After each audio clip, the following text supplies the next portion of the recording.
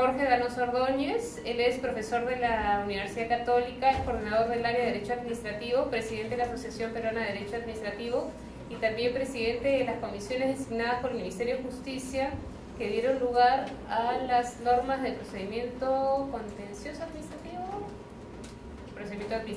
y al doctor Juan Carlos Morón Urbina. Él es el autor del libro utilizado por todos, citado en varias resoluciones también, sobre comentarios a la Ley de Procedimiento Administrativo General y recientemente un comentarios a la Ley de Contrataciones del Estado. Lo interesante es que este último texto básicamente está basado en principios, doctrina, entonces no va a pasar de moda, no se preocupen, porque lo acaba de sacar, ¿no? Entonces un fuerte aplauso a nuestros expositores, muchas gracias por acompañarnos. Buenas tardes. A ver, hay que entender esta norma de modificación a la Ley de Procedimiento Administrativo, además formando parte de un conjunto de normas dictados a propósito de la legislación que inciden específicamente sobre el tema de simplificación administrativa. Es verdad que las reformas a la Ley de Procedimiento van más allá que la mera simplificación, es cierto, pero la manera de entenderlo es justamente con estas otras dos normas también, que como ustedes saben, unos días antes, a través del decreto legislativo 1246, se dictaron una serie de normas también con medidas concretas de simplificación administrativa. Luego se dictó el decreto legislativo que modifica las normas de eliminación de barreras burocráticas, e incluso luego el 1272, el día 31 de diciembre, se ha dictado otro decreto legislativo que ya no está en el PowerPoint, pero lo tenía en el folder, que es más complicado de buscar ahora, que también agrega otras medidas sobre simplificación administrativa. ¿De acuerdo? Esto sin perjuicio de que hay normas concretas sobre simplificación en el tema de licencia de funcionamiento, en materia de procedimientos en Tidecopi y otros más. Realmente, si tuviéramos que abstraernos y decir las normas que el gobierno ha dictado en materia de simplificación administrativa, sin lugar a dudas la principal, que no es su único contenido, es el decreto legislativo que vamos a ver de reformas a la Ley de Procedimiento Administrativo, junto con estos otros dos decretos, más ese tercero que he comentado, el 31 de diciembre, cuyo número ya me es trabajo en este momento buscarlo, lo tengo ahí en el fondo. ¿De acuerdo? Esa es la manera de entenderlo en su conjunto, de alguna manera, el énfasis en el cual se inscribe la norma. ¿De acuerdo? No, que vamos a ver las reformas al decreto administrativo que tienen varios contenidos, pero hay un fuerte énfasis también en materia de simplificación. Siguiente, por favor. Hay un asunto central, de alguna manera, en la ley. Como todos sabemos, ¿de acuerdo? En el Perú, los procedimientos administrativos son regulados por la Ley General, la 27444, y por normas especiales. Por eso la Ley General se llama Ley General de Procedimiento Administrativo General. Normalmente a todos nos enseñan en la Facultad de Derecho que la regla es que la ley especial prima sobre la ley general. Cuando hay un tema específico debemos preferir la norma específica sobre la ley general. Pero la ley general no queda de lado. La ley general, obviamente, de verdad, rige en todo aquello no previsto por la ley especial. Esa es la regla general, eso es lo que ocurre normalmente. Hay excepciones. Desde el año 2008, una reforma que se hizo a un artículo de la ley de procedimiento dijo que, pero en materia de principios de la potestad sancionadora y en materia de garantía del procedimiento sancionador, ¿verdad? Esto vamos a verlo luego, ahí sí predominan esos principios de la potestad sancionadora y las garantías básicas del procedimiento sancionador sobre leyes especiales. Esta es una norma que está en la ley de procedimiento de la reforma del año 2008, insisto. ¿Cuál es la novedad? ¿Por qué enfatizamos esto en esta presentación? Porque desde el título preliminar, y ustedes lo pueden revisar esto en las reformas, ustedes pueden ver, ¿de acuerdo? El artículo segundo en romano, que es parte del título preliminar de la ley, van a ver lo que señala, dice, las leyes que crean y regulan los procedimientos especiales no podrán imponer condiciones menos favorables a los administrados que las previstas en la presente ley.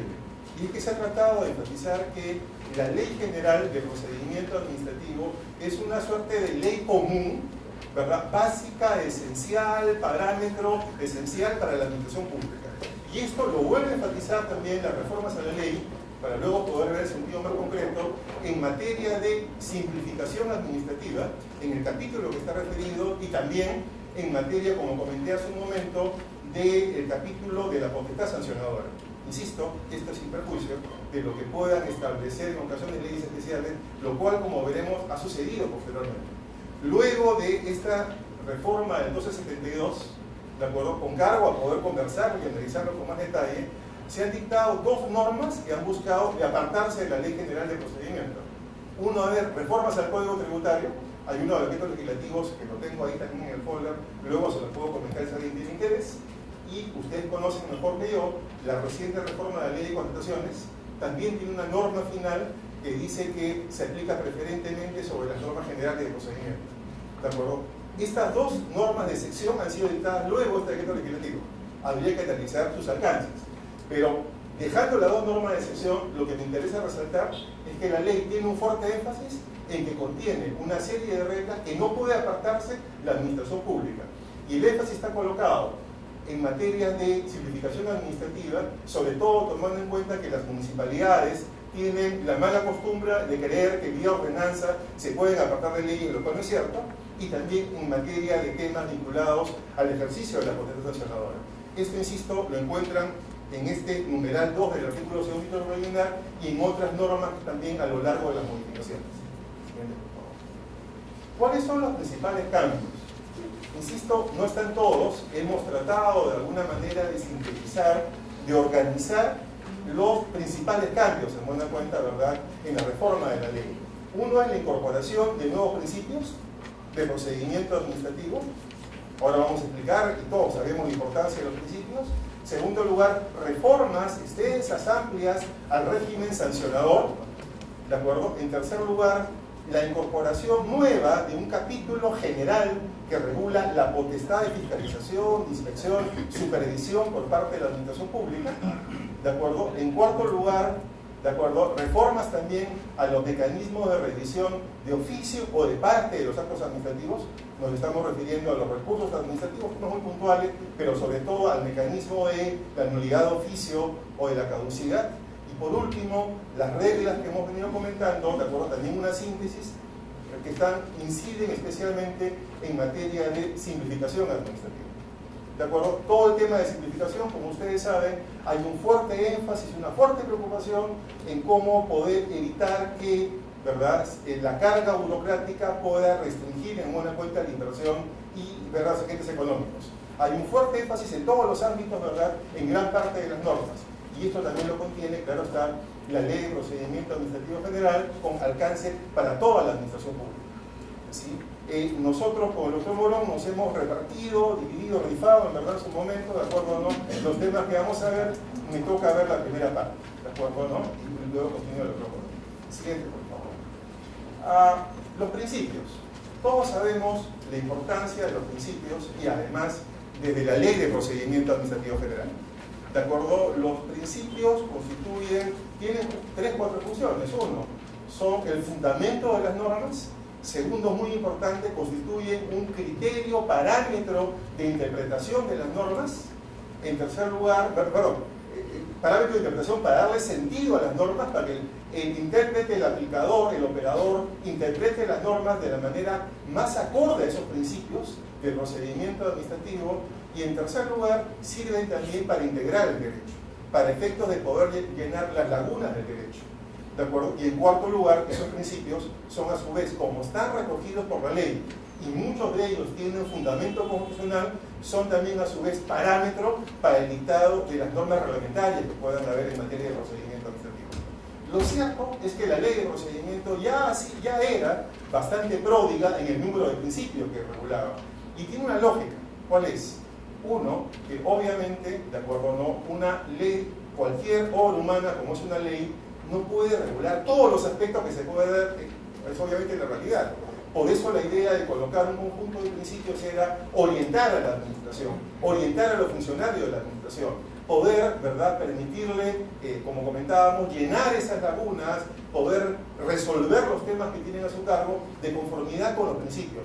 Más aún cuando estamos hablando de una ley de procedimiento administrativo que, a diferencia de los códigos, como es el caso del civil, el procesal, el constitucional, cuyos operadores son siempre abogados, una ley de procedimiento administrativo no siempre es operada o aplicada solamente por abogados, sino por todo aquel que ejerce una función administrativa. Entonces, el rol de los principios era muy importante, ¿verdad?, desde la ley.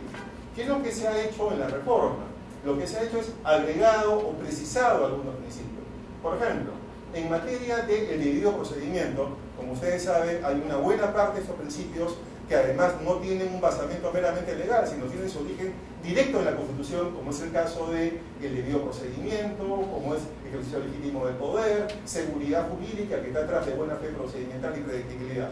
¿Qué sucede con el debido procedimiento, el principio del debido procedimiento que ya estaba regulado en la ley general? Se ha precisado, ¿verdad?, digamos adicionalmente, que conlleva, de acuerdo, otro tipo de manifestaciones, como el poder realizar extralegatas complementarias, el uso de la palabra, la obligación de la administración de seguir el plazo y la facilidad de poder acceder al expediente. Todas estas son otras manifestaciones adicionales a las que ya contemplaba la ley en materia del principio del debido procedimiento. ¿De acuerdo? También se ha consagrado como nuevo principio el principio de la buena fe procedimental. ¿Qué significa? Que la entidad administrativa no puede ir contra sus anteriores decisiones y si de alguna manera, ¿verdad?, generaron una determinada orientación hacia el privado que actuó de esa manera, no puede luego contradecirse. Esto, el fundamento en buena cuenta atrás, es al igual que en predictibilidad, el principio de confianza legítima es la seguridad jurídica, en buena cuenta, ¿verdad?, para el privado. Además también la proscripción del abuso del poder a través de la consagración del ejercicio legítimo del poder, la prohibición obviamente por parte de la administración de abusar del poder, el principio de responsabilidad de la administración. En el derecho comparado, en general, los tres técnicas claves de control democrático de la administración son el procedimiento administrativo, ¿de acuerdo? En primer lugar, el procedimiento administrativo, la posibilidad del control judicial de lo que diga la administración, es un elemento básico, un régimen democrático, que el afectado por una decisión final de la administración que agota la vía administrativa la pueda cuestionar ante otro poder del Estado, como es el Poder Judicial, o en vía arbitral, como ocurre en el Perú en materia contractual. Y el tercer principio básico de control es la responsabilidad de la administración. El hecho que si se genera un daño patrimonial, ¿verdad?, al privado, la administración debe responder. Esto ya estaba regulado por la ley, pero lo que ha hecho la reforma es establecerlo también como principio de criterio de responsabilidad, como un mecanismo de control, de exigencia de la administración, de sujetarse al marco legal y de responder frente a los daños patrimoniales que puede originar a los privados. Esto está regulado, sin embargo, también por la ley en el capítulo correspondiente. Y otro principio que realmente recoge otra regla que ya está establecida en la ley es acceso permanente al que es parte de un procedimiento administrativo al expediente. Esto que está regulado ya, por ejemplo, en el artículo 160 y que el legislador ha preferido colocarlo, además como principio, consagra lo siguiente, que es un derecho diferente e incluso más potente, si se puede decir, que el derecho constitucional de acceso a la información. El derecho constitucional de acceso a la información es el derecho que tenemos todos, cualquiera de nosotros, para acceder a la información que obra en poder de la administración pública. ¿Cuál es la lógica? Un mecanismo de control de la administración. Este principio de acceso permanente, que está a su vez desarrollado por el artículo 160 de la ley, consagra un principio, consagra una regla. ¿Cuál es? El que es parte de un procedimiento administrativo, ya sea porque lo inicia o ya sea porque se inicia respecto a él de oficio, tiene el derecho para en cualquier momento, ¿de acuerdo?, y no sujeto a formalidades, poder acceder a la información que obra en el expediente del procedimiento administrativo del cual es parte. Es muy importante y forma parte también, claro está, del debido procedimiento. Estos son algunos de los principios nuevos, ¿verdad? En algunos casos, el debido procedimiento no es nuevo, sino se ha ampliado para ilustrar el alcance en buena cuenta del debido procedimiento.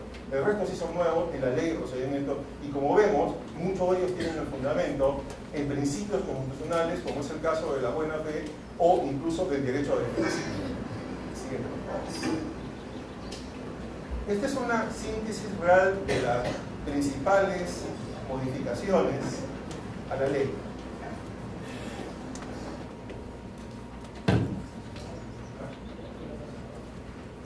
en materia sancionadora, voy a tratar este tema, ¿de acuerdo? Que es insisto, aquí podemos ver, vamos a tratarlo a continuación, ¿de acuerdo? En materia del capítulo referido a la potestad y al procedimiento sancionador, ¿cuáles son las principales reformas? Las principales reformas. En el ámbito de aplicación, vamos a ver lo relativo a principios de la potestad sancionadora, una regulación general de las llamadas medidas correctivas muy importantes, reformas en lo relativo al cómputo del plazo de prescripción, normas sobre ordenación del procedimiento sancionador, eximentes y atenuantes de la responsabilidad sancionadora, plazos de caducidad del procedimiento y la posibilidad de que prescriba la exigibilidad de las multas impuestas por parte de la administración pública. Estos son los principales contenidos, en buena cuenta, del régimen de la potestad sancionadora que vamos a ver rápidamente en esta síntesis. Sobre el ámbito de aplicación, cuando comenté el tema de la relación entre la ley general y la ley de procedimiento administrativo, dijimos, ¿verdad?, que una de las novedades de la ley es el fuerte énfasis colocado en el rol que cumple la ley general como parámetro común, como mínimo común denominador, de alguna manera que establece los reglas, derechos, principios básicos ¿verdad?, de la administración respecto al privado. Comentamos que estas reglas también estaban establecidas así, la misma regla, en lo referido a la parte de regulación, de simplificación administrativa y también en lo relativo al capítulo de la potestad sancionadora. ¿Qué es lo que establece el artículo? Ya establecida, ya lo decía desde el año 2008, que los principios de lo sancionador y la garantía del procedimiento del sancionador, ¿verdad?, es vinculante para todos los procedimientos, incluso especiales. Eso ya lo establecía la ley 2008. Lo que se ha hecho en la reforma es enfatizarlo, simplemente, enfatizarlo, diciendo no se olvide. ¿De acuerdo? E incluso dijo, incluso tributario. ¿Qué sucedió posteriormente? Como comentamos hace un momento, un decreto legislativo, ¿de acuerdo?, luego de que reforma el Código Tributario, vuelve a recordar que las normas tributarias se aplican preferentemente y supletoriamente la ley general. Parece un mensaje para decir, en lo tributario no. ¿Qué ha sucedido en las reformas a la ley de contrataciones? Con cargo a poder revisarla, ¿verdad? Ustedes saben que en una de las normas finales, me parece, se ha establecido también que las reglas de contrataciones se aplican preferentemente sobre las normas de procedimiento administrativo especial. Me parece recordar, creo que hay más desarrollo, pero las normas las tengo ahí. ¿De acuerdo? Sobre el tema podemos conversar. Pero la idea de la ley, en principio ha sido, la regla ha sido principios de la potestad sancionadora, que son garantistas, ¿de acuerdo? Y que además la mayor parte, si no todos, tienen un fundamento constitucional, no meramente legal, se aplican preferentemente sobre las normas especiales. No porque se trate de ley versus ley, sino porque, insisto, creo que el fundamento en realidad estriba en que como la jurisprudencia del Tribunal Constitucional ha puesto en evidencia, ¿de acuerdo?, los principios de la potestad sancionadora, debido procedimiento, principio de legalidad, tipicidad, ¿verdad?, retroactividad benigna y otros más, son principios que el Tribunal Constitucional peruano se ha encargado de poner en evidencia que si bien en la Constitución fueron consagrados de manera literal, pensando, ¿verdad?, en lo penal, son perfectamente predicables, y así lo ha dicho el tribunal también, al ejercicio de la potestad sancionadora en la administración, porque ambos, lo penal y lo administrativo sancionador, son parte de una misma potestad punitiva del Estado, y por tanto, ¿verdad?, por mandato constitucional, dice el Tribunal Constitucional peruano, deben también aplicarse esos principios constitucionales de lo penal adaptados a la potestad sancionadora, y eso es lo que hace la Ley de Procedimiento Administrativo General. Siguiente. ¿Qué reformas se han realizado en materia de principios de la potestad sancionadora? ¿De acuerdo, no? En materia de retroactividad benigna, como ustedes saben, ¿de acuerdo, no? La retroactividad benigna opera en materia penal y también en lo administrativo por mandato de la Ley de Procedimiento Administrativo. Se ha precisado que esta retroactividad benigna opera en los siguientes casos. Lo normal, cuando se ha cambiado la tipificación de infracciones y sanciones. Se rebajan, obviamente, ¿verdad?, o se suprime, de acuerdo, en verdad, la tipificación. En segundo lugar, cuando se reducen los plazos de prescripción. En su momento, cuando entró en vigencia la ley en el año 2001, el plazo era de 5 años. Luego, en el 2008, el plazo se redujo a 4 años. ¿Es retroactivo o no? Digamos, hubo la duda, ahora no queda. Ahora la norma precisa que si hubiera una reducción del plazo de prescripción también se aplica inmediatamente, cuando sea beneficioso. También señala que se aplica a los procedimientos en trámite, de acuerdo a los procedimientos sancionadores que no hubieran concluido. Pero algo más, luego a continuación, las reformas de la ley señalan que se aplica incluso a los procedimientos administrativos sancionadores que ya hubieran concluido, siempre que la ejecución de la sanción todavía se encuentre también pendiente.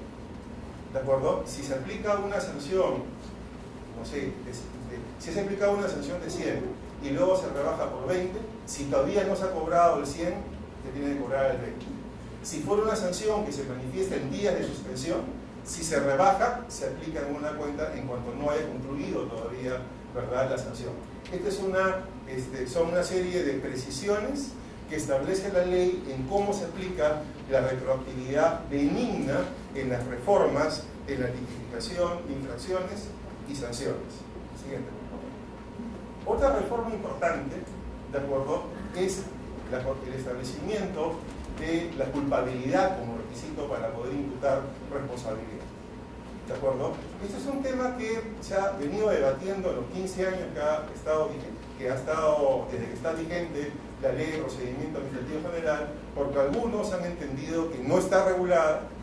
En segundo lugar, que hay normas especiales que han establecido la objetividad en la aplicación de la sanción, es decir, no era importante observar si había algún elemento de responsabilidad en la persona, bastaba la comisión, el hecho objetivo de la comisión de la conducta considerada infracción, ¿de acuerdo? Y ese es el caso de las normas del Código Tributario y hasta donde recuerdo de las normas ambientales, donde se establecía el carácter objetivo de las infracciones, ¿de acuerdo o no? Pero el elemento que entraba en la discusión es que existía jurisprudencia, existe jurisprudencia del Tribunal Constitucional Peruano que ha establecido que la regla debería ser la subjetividad. ¿Qué ha sucedido con la ley? La ley establecía lo siguiente: la regla es la subjetividad entendido en que se necesita probar cuando menos la negligencia de la gente. Obviamente no el dolo y la intención en todos los casos, pero sí la negligencia, ¿de acuerdo?, por parte de la gente, salvo que la ley disponga que la responsabilidad es objetiva.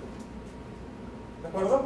Es decir, lo que ha hecho el legislador es establecer la regla de la responsabilidad objetiva, salvo que la norma especial haya establecido la regla de objetividad. Con lo cual, preservaba la regla de objetividad de leyes especiales y de las normas que se puedan dictar posteriormente. Lo que ha sucedido, como ustedes saben, en la reforma, me parece, de la ley de contrataciones, ¿verdad?, es que señala expresamente que la responsabilidad es objetiva. ¿De acuerdo? El debate que hay, que es un debate más bien académico y técnico, es si la ley ha hecho bien en permitir que una ley especial establezca la regla contraria. En otros ordenamientos se debate si es un mandato constitucional. Es un tema que está por verse también. La otra modificación tiene que ver con la tipicidad. ¿De acuerdo? La tipicidad. ¿Sí? Y lo que está, como sabemos, en nuestro país, ¿de acuerdo?, no, en principio, la regla de la ley es que se debe tipificar infracciones o sanciones por vía ley, salvo que la ley permita hacerlo por norma reglamentaria. Y así ocurre con algunos organismos, ¿de acuerdo?, en que la ley expresamente permite tipificar por vía decreto supremo y en casos excepcionales por vía resolución del titular. Son casos muy excepcionales. ¿Qué es lo que se ha, digamos, modificado en estas reformas a la ley de procedimiento administrativo?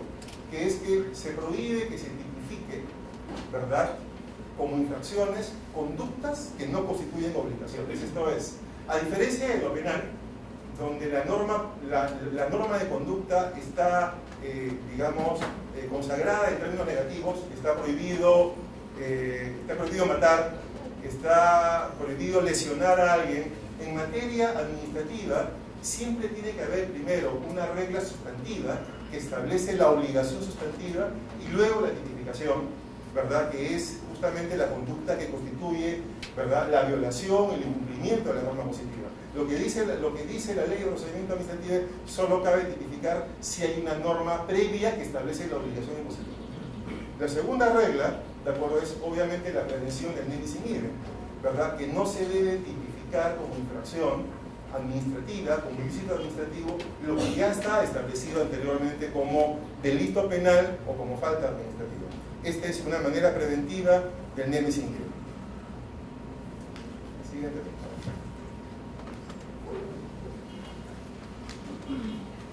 Las medidas correctivas. Las medidas correctivas son medidas que acompañan en la mayor parte de los casos a las sanciones, ¿de acuerdo? Y cuya finalidad es el restablecimiento de la situación legal vulnerable.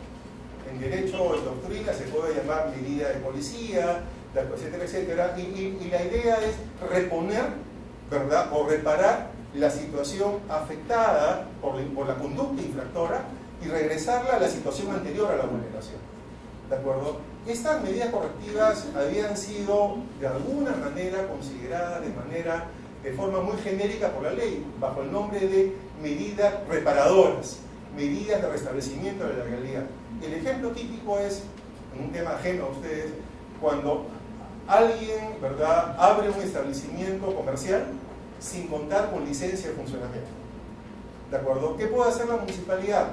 La sanción es la multa normalmente, y el cierre es la medida correctiva, ¿de acuerdo? ¿Cuál es la razón de ser de diferenciar entre la sanción y la medida correctiva? La razón es muy puntual, y es evitar incurrir la prohibición del nemis in idem, evitar que se señale, ¿de acuerdo o no?, que habría entonces dos sanciones ante un mismo supuesto, un mismo sujeto, un mismo fundamento, ¿de acuerdo? Y como quiera que la lógica de la medida correctiva no es castigar, no es una sanción, es más bien restablecer la legalidad, ¿de acuerdo? Por ende, lo que ha querido la ley, dado además que desde que está vigente la ley de procedimiento administrativo general, hay entidades, como es el caso de organismos reguladores y otros ámbitos más, que han encontrado una mina, una veta rica para poder establecer una serie de medidas, ¿de acuerdo? La idea de la reforma fue establecer un conjunto de reglas básicas, ¿de acuerdo? Reglas básicas que deben cumplirse para poder dictar medidas correctivas.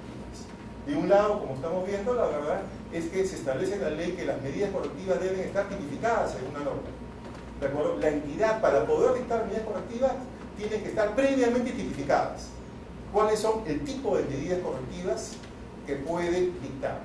¿De acuerdo? Eso ocurre, por ejemplo, en el Código de Protección del Consumidor, en las normas que dictan los organismos reguladores, donde vamos a encontrar, ¿verdad?, caracterizadas cada una de esas medidas correctivas que se dictan acompañando a la sanción, sin ser sanción, porque no son castigos, son medidas que representan la legalidad.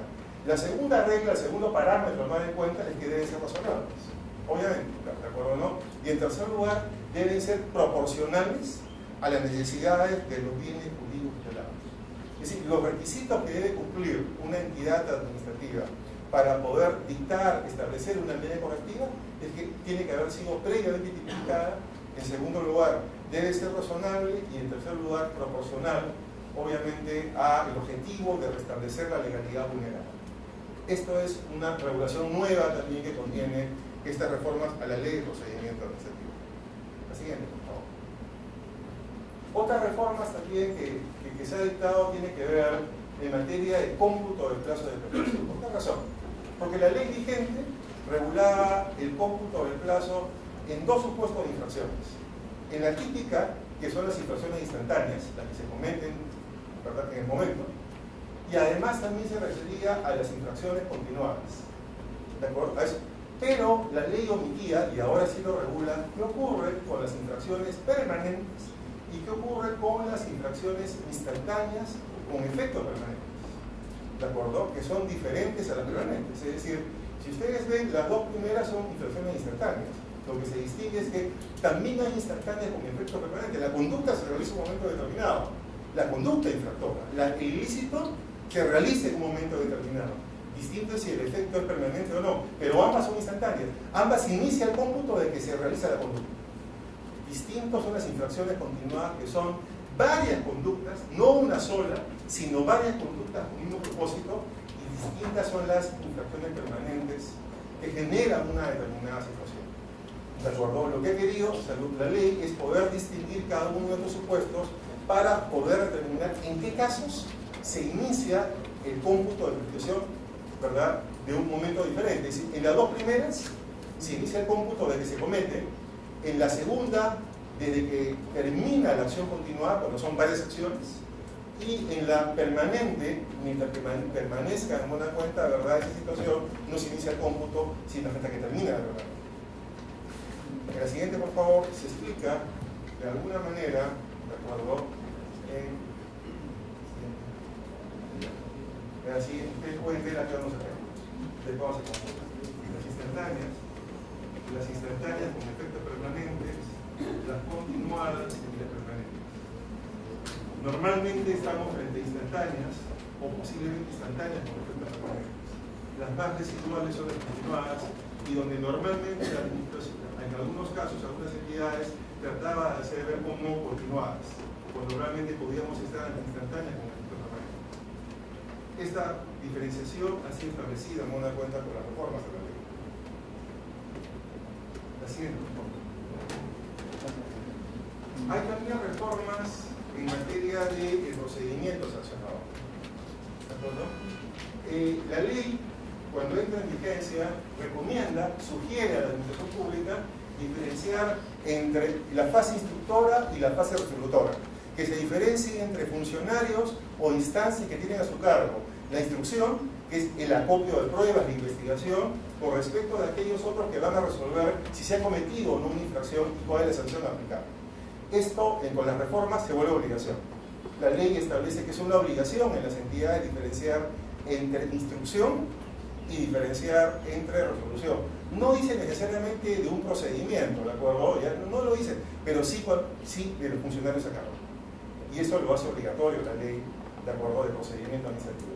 Y también la otra regla importante es que si la principal reforma que estableció la ley 27444 en materia de procedimiento administrativo sancionador fue establecer que no caben sanciones de plano, proscribir las sanciones de inmediata, las sanciones de plano, lo que estableció fue más bien que la administración para sancionar, para iniciar un sancionador, tiene primero que dar oportunidad de descargo al privado, al afectado, al imputado. ¿De acuerdo? Esta regla básica del procedimiento ahora además también se ha empleado. ¿Por qué? Pero como se diferencia entre la instrucción, el instructor y el resolutor, se establece que el funcionario a cargo de la instrucción, tiene además que elaborar, ¿de acuerdo?, un informe final de la instrucción. Y ese informe final tiene que ser comunicado al imputado para que también pueda hacer sus descargos. Hay dos oportunidades de descargos en la ley general.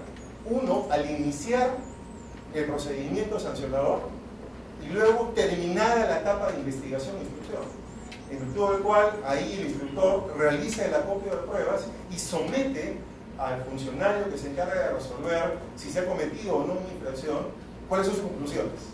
¿De acuerdo? ¿Cuáles son sus conclusiones? En esos casos establece la ley que se debe comunicar, también se debe comunicar al imputado, al investigado, ¿verdad?, al que puede ser sancionado, ese informe final de la instrucción para que pueda ejercer su derecho de defensa.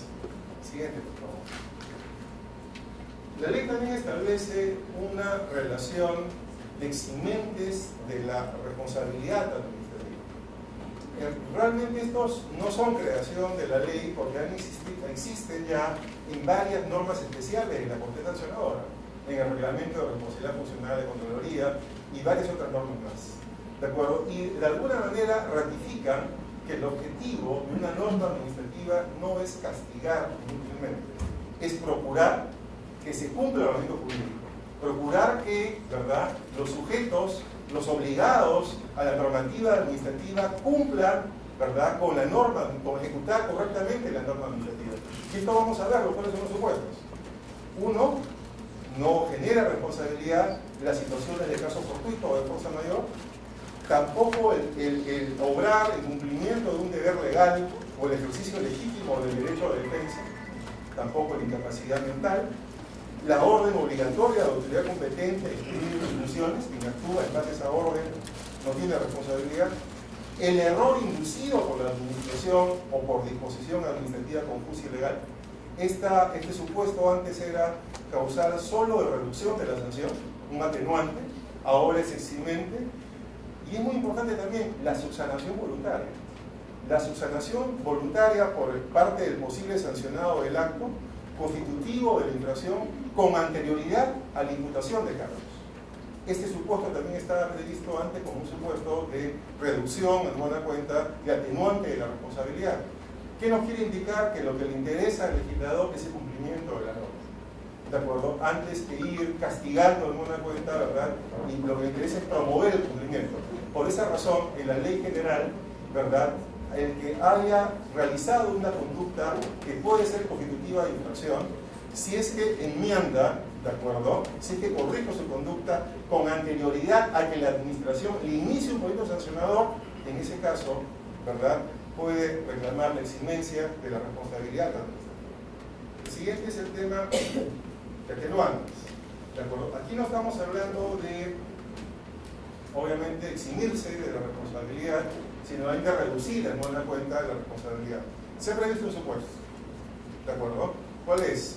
Que es que si iniciaba un procedimiento sancionador, el imputado reconoce su responsabilidad en forma expresa y por escrito. Miren ustedes, si es que corrige antes de, no es sancionado. Sin embargo, si no corrige y inicia un procedimiento sancionador, ¿verdad?, le notifican para que realice sus descargos, y luego de ser notificado reconoce su responsabilidad de forma expresa y por escrita, en ese caso lo que señala la ley es que si la sanción aplicable fuera la multa, en el caso específico que fuera la multa, también se aplica aunque no fuera la multa, ¿de acuerdo? Pero en ese caso se debe reducir en un monto no menor a la mitad de ese importe, ¿de acuerdo? La lógica es bien clara, que es economía procesal, ¿de acuerdo? ¿No? En ese caso de ahí, sí, va a ser sancionado, va a ser castigado, con toda seguridad se va a imponer una medida correctiva para que restablezca la legalidad infringida, pero lo importante es que al reconocer ya no hay que tramitar regularmente un procedimiento para el sancionador, ¿de acuerdo? Ya no hay que llevar a cabo toda actividad de probancia. Y otros casos que pueden establecer las normas especiales.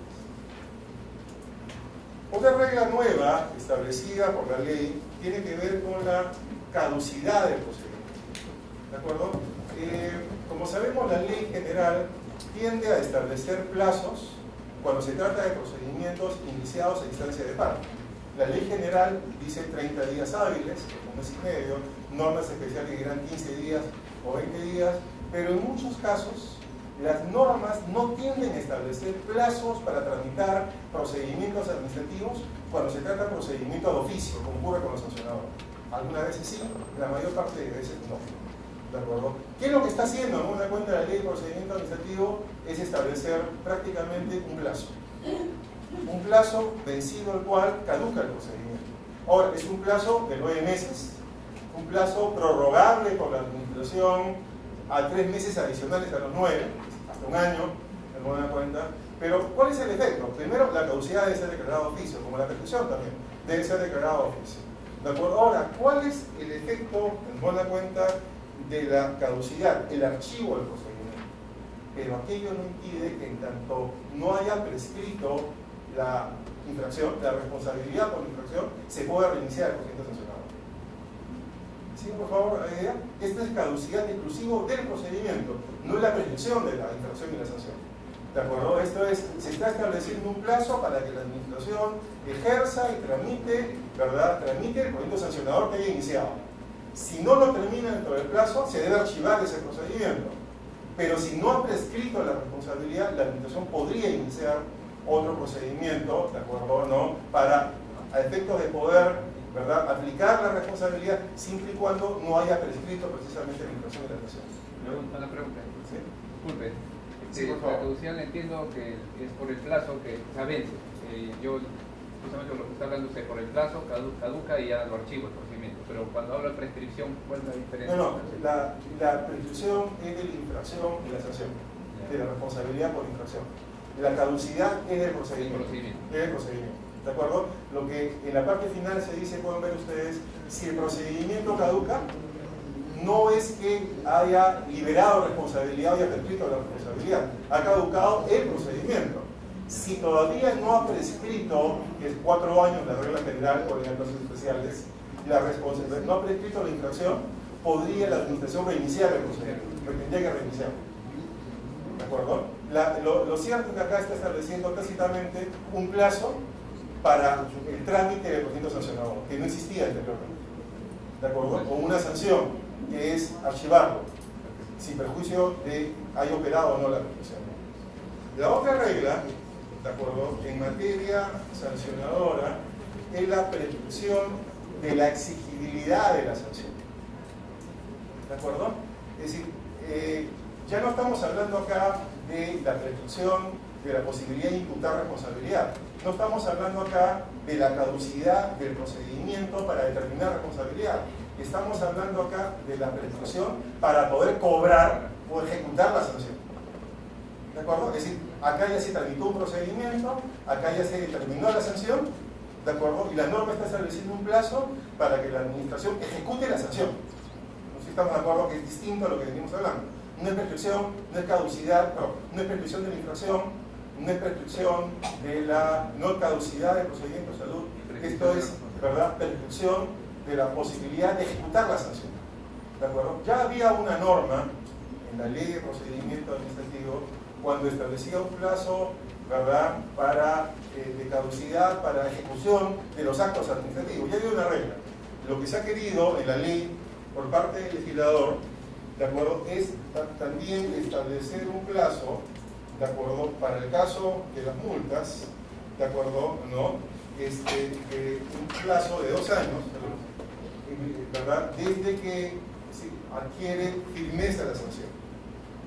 ¿De acuerdo? Ese plazo solo se suspende con el inicio, ¿de acuerdo?, del procedimiento de ejecución forzosa de la misma. En el caso de multas, como sabemos, sería el inicio del procedimiento de ejecución coactiva con la notificación de 7 días. ¿De acuerdo? Es otra figura nueva de la ley. El otro capítulo nuevo que tiene que ver con la ley, que quiere establecer reglas generales para una potestad que tenía un notable incremento en los últimos años, que es relativo a la potestad de fiscalización, inspección o supervisión. Es una novedad en la ley, ¿de acuerdo?, en la ley general.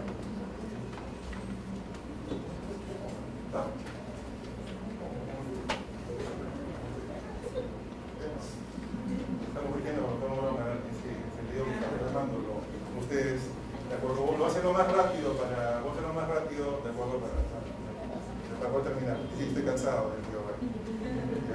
Bien, ¿qué es lo que establece en una cuenta de la regla? Seguro que no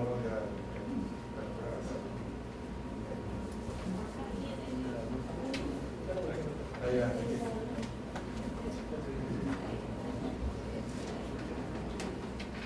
Gracias. Así como en el tema sancionador, la lógica de la ley general fue establecer un conjunto de reglas comunes, ¿de acuerdo? ¿No? Es decir, cuando se aprueba la ley general, se aprueba el capítulo de lo sancionador, la idea es tratar de generar un denominador común, que sea una potestad tan importante como fue lo sancionador. Ahora en la reforma de la ley se ha querido hacer lo mismo, aparte del legislador, en materia del ejercicio de esta potestad de fiscalización, inspección o supervisión, cuya finalidad, como vamos a ver, es verificar el cumplimiento de las obligaciones, ¿verdad?, legales y o contractuales inclusive. ¿De acuerdo? ¿Cuál es la idea? Que es común para toda la administración pública, más allá, independientemente de las normas especiales.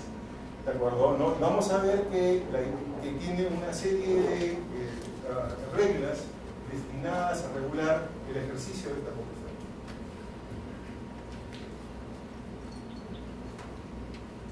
Se regula cuáles son las facultades, según la cuenta, que tiene la administración derivadas de la facultad de fiscalización, supervisión y inspección.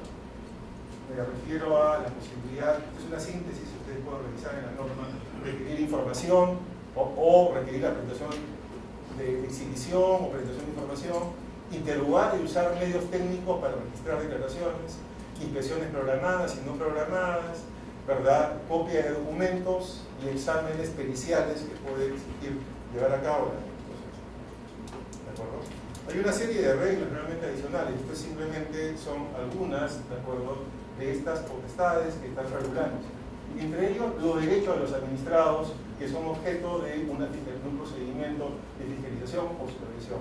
Uno, a ser informado del objeto y el sustento legal de esta acción de supervisión y de ser previsible el plazo estimado de su duración. En realidad es una norma que ya estaba en la ley general, pero que se ha preferido pasarla al capítulo de la fiscalización. Otro tema importante es que con motivo de la fiscalización, el sujeto que es objeto de fiscalización, nunca te acabo con la idea y comenzamos. ¿De acuerdo? Puede realizar grabaciones en audio o video de la diligencia. Puede grabar él también a su vez. Perdón. Sí. Disculpa, lo que pasa es que nosotros hacemos fiscalización posterior y siempre teníamos ahí un artículo que decía que no hay una reserva en la fiscalización. ¿Reserva en la fiscalización? Sí, hay una reserva hasta que después salga el resultado. No, lo único que había, disculpen ustedes, lo que yo conozco, era en el texto único ordenado de la ley de acceso a la información, ¿ya? Es que no había acceso a la información, uno, ¿de acuerdo o no? De terceros al procedimiento sancionador, hasta que concluye. Es la única norma que había de tercero al sancionador. Dos, ¿de acuerdo? Esa norma no es aplicable al que es parte de un sancionador, si no viola su derecho de defensa. No, en la parte de fiscalización posterior. Entonces está realizando la fiscalización hasta llegar a un... no es sancionador, sino fiscalización posterior. Se está haciendo un trámite de fiscalización posterior. ¿Ya? Y se está averiguando sobre determinada empresa, sobre información, y de ahí se llega a un determinado, hasta llegar a una determinada conclusión, ¿no? Que puede presentar documentos falsos, ¿verdad? Entonces, esa investigación que se hace, esa reserva hasta que no tenga un resultado. No. Tal lo que usted me está hablando de Contraloría, que tenía la idea equivocada, que todo es reservado. Si a mí me están fiscalizando, si usted me dice no, ni política de fiscalización, ¿de acuerdo o no? Aún sin entrar a fiscalizar en concreto, puede ser reservada. Ya, porque son políticas y planeamientos que estoy llevando a cabo, le puedo dar razón, probablemente. ¿De acuerdo? Pero usted me dice, está fiscalizando usted a una determinada empresa, a esa empresa no reserva, la está fiscalizando. El sujeto, obviamente, tiene derecho a defensa y puede acceder por artículo 160 a toda la información que habrá en el expediente. No, claro, sí, no, pero el momento, o sea, claro, después puede presentar, por ejemplo, un recurso de reconsideración. No, pero durante la fiscalización, quien es fiscalizado puede acceder. No sé si me entienden, ¿de acuerdo o no? Es decir, lo que usted puede estar señalando es una mala idea de la Contraloría, totalmente equivocada, ¿de acuerdo o no? Que imputa responsabilidad y dice que el expediente está reservado, ¿de acuerdo? Lo cual eso es una atrocidad en materia de Estado de Derecho, ¿de acuerdo? ¿No? Si yo soy fiscalizado, yo tengo derecho a poder acceder, obviamente, al tema del expediente, ¿de acuerdo o no? Porque yo soy, obviamente, en materia del procedimiento administrativo. Por tanto, la regla no tiende a ser, porque está, insisto, otra cosa es el diseño, cuando la administración está en buena cuenta elaborando cuál va a ser las áreas que va a fiscalizar, etcétera, etcétera. Probablemente eso puede estar sujeto a reserva, no recuerdo, pero podría estar. Pero cuando ya se proyecta y incide sobre un privado, el privado tiene derecho, obviamente, a poder acceder lo que obra respecto a él. ¿De acuerdo? Tengamos en cuenta eso. Insisto, el tema de realizar grabaciones, es decir, el privado podrá ir con su video, con su grabadora o con su teléfono a poder grabar. ¿De acuerdo? Un tema elemental que se incluye sus observaciones en las actas correspondientes. Si la administración da cuenta, ¿de acuerdo?, de determinados hechos y quiere que participe el privado suscribiendo el acta, el privado exige que pueda establecer, el acta pueda recoger también sus comentarios, observaciones o apreciaciones, a presentar pruebas o documentos adicionales con posterioridad a la acción de fiscalización, ¿de acuerdo?, que también puede probar lo que corresponde al derecho de defensa, y a poder acompañarse de asesoría profesional a la diligencia cuando considere conveniente. Y la profesional no significa solamente abogados. Si es un tema contable, ingeniería o médico, podrá acompañarse con quien lo quiera asesorar en ese momento. ¿De acuerdo? Son derechos de los administrados durante el ejercicio de la potestad de fiscalización, inspección por parte de la administración.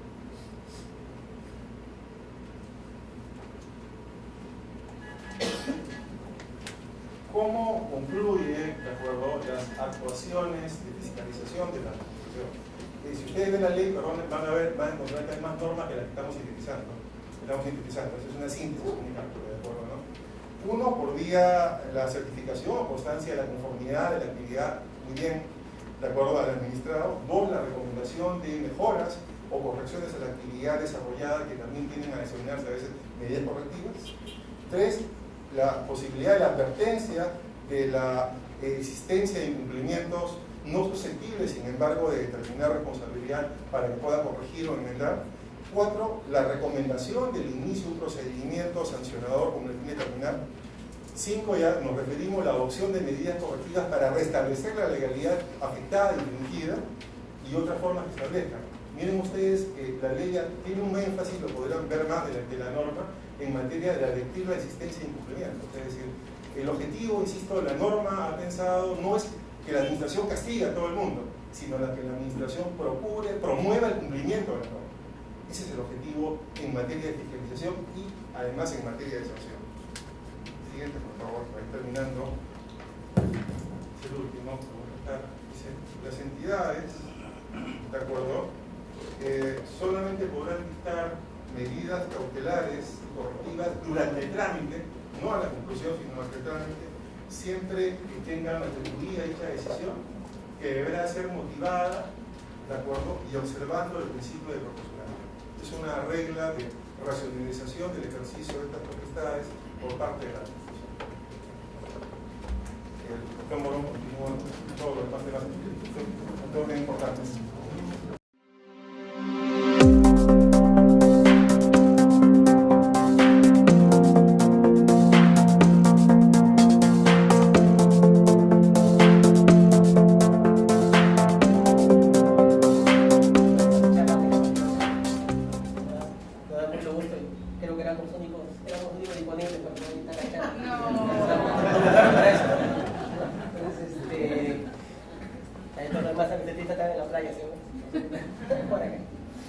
A ver, vamos a tratar de conversar en uno de los temas que nos ha dejado el doctor Arnold, ya en la primera parte de la charla. La ley de procedimiento, como ustedes saben, ha sido revisada a cabo y rabo y hay un montón de cambios. Lo que hemos tratado es de sistematizar temas para tratar de orientar y tratar de establecer algunas líneas de tendencia donde han ido los cambios. Hay muchas cosas que están por fuera, así que si alguna pregunta hay para algún tema que no está ahí, también lo podemos absorber. Jorge ya habló de lo que es el tema de lo sancionador, lo expectivo y una visión global. A mí me queda hablar de algunos cambios puntuales que se han dado en los temas de revisión, en los temas de simplificación. ¿Ya? ¿Se acuerdan? Cuando ustedes revisan el tema de revisión, estamos hablando básicamente de dos grupos de temas. Los recursos administrativos, apelación, reconciliación, revisión, y los temas de la capacidad que tiene la administración para realizar sus decisiones por ella misma durante el plazo de vigencia del acto, que es la nulidad de oficio, revocación y error material, corrección de error material. Entonces, a ver, ¿qué cambios han habido en revisión de los actos administrativos? A ver, en materia de recursos, ¿qué cambios han habido importantes? A ver, hasta antes de esta norma hablábamos de 3 recursos, ahora vamos a hablar de 2. La revisión murió, salvo que alguna ley especial particularmente lo diga. Hasta donde recuerdo ya no hay ninguna que habla de revisión como tal, ¿no? Como ese recurso que había del gobierno nacional, de gobiernos descentralizados al gobierno nacional. Ya casi no. El único que entendí que era el Ministerio de Trabajo, pero ya entiendo que ya no está funcionando. Entonces quedan 2 recursos: reconsideración y apelación. Se eliminó el recurso de revisión. Un tema que hasta ahora ya he escuchado al colegio de abogados que protesta, pero pensaba que lo iba a hacer, es que se ha eliminado la firma de abogado obligatoria. ¿Ya? Entonces, esto que era lo que tradicionalmente se llamaba la defensa cautiva, que tenía que haber un recurso firmado por un colegio de abogados actualizado, con colegiatura y demás, ya no va más. ¿Cuál es la idea de este cambio? Es que en verdad no cumplió su función, ¿no? Porque ¿qué es lo que se dice para obligar a que haya un abogado que asesore las impugnaciones? Es para que el abogado sea una especie de filtro, para que presenten impugnaciones que sean más o menos fundadas y aquellas que son maliciosas, perturbadoras, no vayan. Pero lamentablemente no ha funcionado, no siempre se encuentra un abogado que firme, así que cualquier cosa ha pasado. Entonces, ese filtro natural que los recursos se tenían para la firma de abogado no funcionó, entonces ya la tendencia es ahora eliminar. Esto ya había sucedido institucionalmente. Indecopi tenía hace muchos años que ellos no exigían firma de abogado, y eso está expandido ahora. Ojo, no es exigible, pero si un administrado quiere un abogado, lo utilizará. Pero no es indispensable, no es requisito de admisibilidad. Tercer cambio es que hasta antes de esta norma no quedaba claro si los administrados podían presentar lo que se llama en procesal acumulación de pretensiones. Se entendía que uno planteaba dentro del recurso la nulidad y punto, ¿no? Pero si los abogados se acordarán en su estudio procesal, en procesal sí se admite que uno pueda pedir la nulidad y además un reconocimiento de derecho, además restablecimiento de una situación, el otorgamiento de un título adicional, etc. Eso no estaba claro en el tema administrativo y se pensaba que se podía pedir solo un pedido que era la nulidad y todo lo que fuera tendría que ser otro expediente después. No, por un tema de celeridad, ahora se ha dicho que cabe la acumulación de pretensiones. Entonces uno puede pedir, señor, apelo, pido la nulidad y establezco además que se restablezca el derecho, se establezca tal título, si eso está fundado. Entonces, ahora un recurso puede ser un poquito más complejo de entender, porque ya no solamente es la nulidad pura y simple, sino que se pueden pedir más cosas. Y el resolutor va a tener que tener en cuenta las pretensiones porque va a tener que resolver en función de eso. No solamente la nulidad y la evolución, sino la nulidad y todo lo demás que le planteen en la pretensión acumulativa que se pueda plantear. Otra cosa que en verdad es un tema, yo siempre lo había entendido claro, Jorge también creo, pero en la comisión algunos colegas planteaban, era que había un malentendido con el recurso de reconsideración. Porque, según lo que manifestaban, era que en las entidades públicas se entendía que cuando un ciudadano presentaba una reconsideración y dentro de la reconsideración decía pido la nulidad del acto, las entidades entendían que la nulidad era un tema que solo se podía ver en apelación, lo calificaban como apelación, lo enviaban a la instancia superior y no lo trataban como reconsideración, porque equivocadamente entendían que el recurso de reconsideración era para cualquier cosa menos para nulidad. Eso es lo que se afirmó. Entonces ahora la nueva ley dice que si se plantea un pedido de nulidad de acto dentro de la reconsideración, la autoridad resolverá la reconsideración y definirá ahí mismo. O sea, no tiene por qué calificarlo como apelación y elevarlo, como según nos manifestaron, algunas entidades entendían. Entonces la nulidad no solamente es un tema que se ve en apelación, también se puede ver en reconsideración como ahora se establece. Hay un cambio muy sutil, una palabrita nada más, pero que trae mucha importancia y sobre todo, tengamos en cuenta sobre todo lo que manejan recursos administrativos que puede generar inclusive responsabilidad. Ese tema es la suspensión del acto recurrido. A ver, por ejemplo, en el caso de sanciones del tribunal, cuando hay una sanción y uno representa reconsideración, eso queda suspendido hasta que sea confirmado. Eso, ahí no hay problema. Ahora, la regla general en los actos administrativos es que cuando alguien los impugna, no se suspende el acto. No hablemos de sanciones del tribunal, sino hablemos de otro tipo. Entonces, me venía un RNP y yo lo apelo o reconsidero y está denegado mi RNP. No tengo RNP, ¿no es cierto? Ahora, hay una figura que estaba en la ley original, pero que nadie le daba pelota, que era la suspensión del acto recurrido. O sea, si hay un acto administrativo que a mí me afecta y yo lo apelo, la regla sigue siendo que ese acto no va a cambiar, sigue tal cual ejecutándose. Pero yo, ciudadano, tengo el derecho a pedirle a la administración, si ese acto me genera un perjuicio irreparable, pedirle a la administración que no solamente tramite el recurso, sino que lo suspenda, para que no me termine perjudicado. Ejemplo claro, no lo veo que funcione en algún tema de losa en particular, pero el ejemplo claro son las municipalidades cuando quieren demoler algo. Te ordenan una demolición y tú la apelas, y la entidad te dice una mala suerte, tramítelo en 30 días, pero mientras te devuelve la casa. Entonces, eso es algo de irreparable perjuicio. Entonces, ¿qué es lo que dice la norma, o decía al inicio? Siempre dijo la norma, ¿no? Cuando haya actos cuya ejecución pueda generar perjuicios de imposible o difícil reparación, antes la norma decía la administración podrá suspender el acto. Ese podrá, las entidades lo entendieron siempre como si me da la gana lo hago, si no, no. ¿Ya? Entonces, el podrá es facultativo. La verdad, ese podrá no significa que si me da la gana, sino significa si se dan los supuestos lo hago, si no se dan los supuestos no lo hago.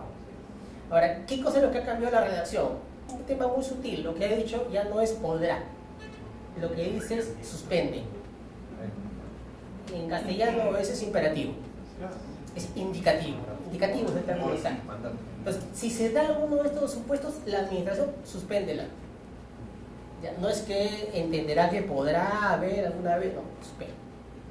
Y si no suspende, será su responsabilidad hacerlo. Otra pregunta, en caso de una nulidad, presenta un recurso de reconsideración. En caso de nosotros, por ejemplo, que vemos un recurso de reconsideración se suspende, entonces la nulidad hasta que no se resuelva. Podría ser el caso, si tú declaras la nulidad de un RNP, entiendo tu caso, y la entidad, el administrador te demuestra que eso le puede surgir un imposible o difícil reparación, hay que analizar si eso se tiene que suspender, esa nulidad, hasta que se confirme por la autoridad superior.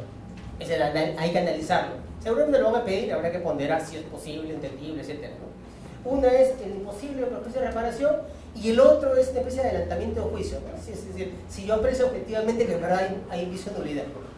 Entonces, si yo entiendo que es mejor lo suspendo hasta que lo confirmen en el procedimiento. Pero el cambio es muy sutil, es simplemente del podrá suspender al suspende.